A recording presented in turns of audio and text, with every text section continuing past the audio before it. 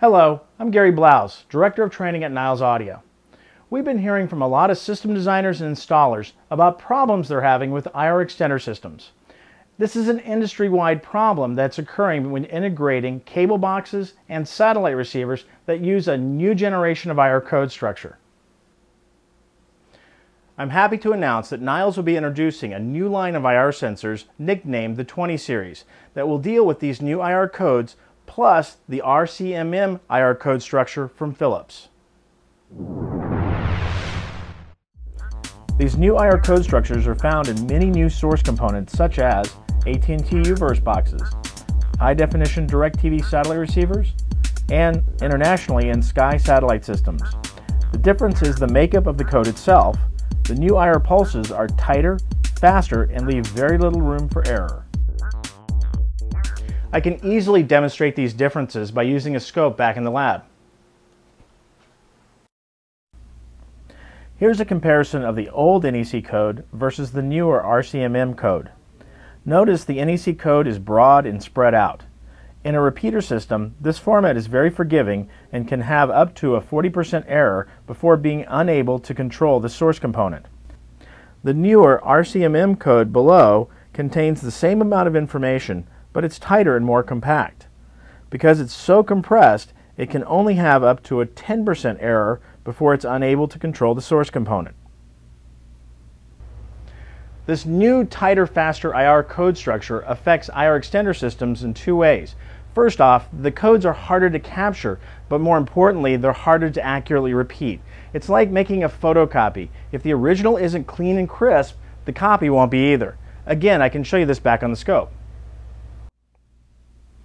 The first line represents a scope reading of an IR code in the RCMM format. The second line is the same code through a new Niles 20 series IR sensor. The code is virtually identical to the original. The third line is the same code through a competitor's IR sensor. Notice that the codes do not match. This code, when repeated, would get no response from the original source component. As you can see, our new IR sensors can accurately reproduce these difficult code structures. That's because we employ a high-fidelity wideband amplifier that passes the codes.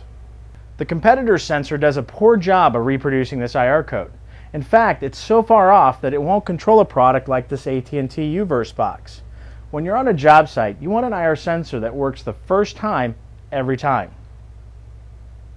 To be fair, there are other IR extender systems out there that will pass the RCMM code set, but they also pass a bunch of IR noise with it. We get IR noise from things like plasma TVs, LCD TVs, CFL lighting, and even sunlight, and this brings along another host of problems that we have to deal with.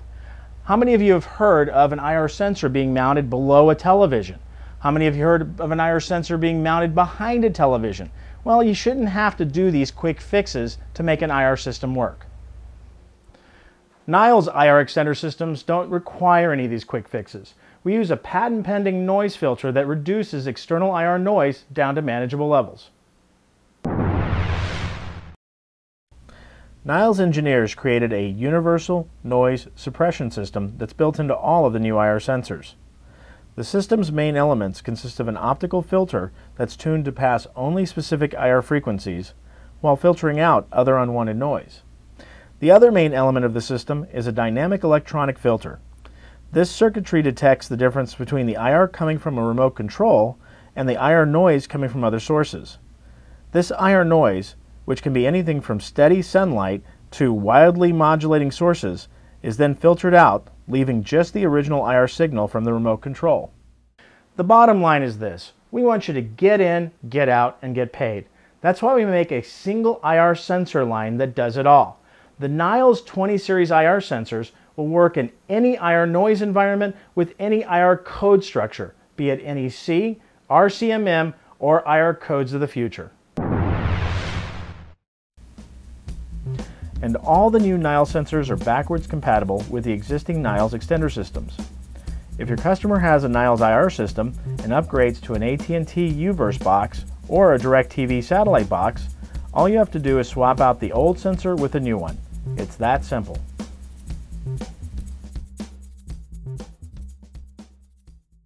Now you've seen all of the reasons you should be using the Niles 20 series IR sensors. Until next time, I'm Gary Blouse with Niles Audio.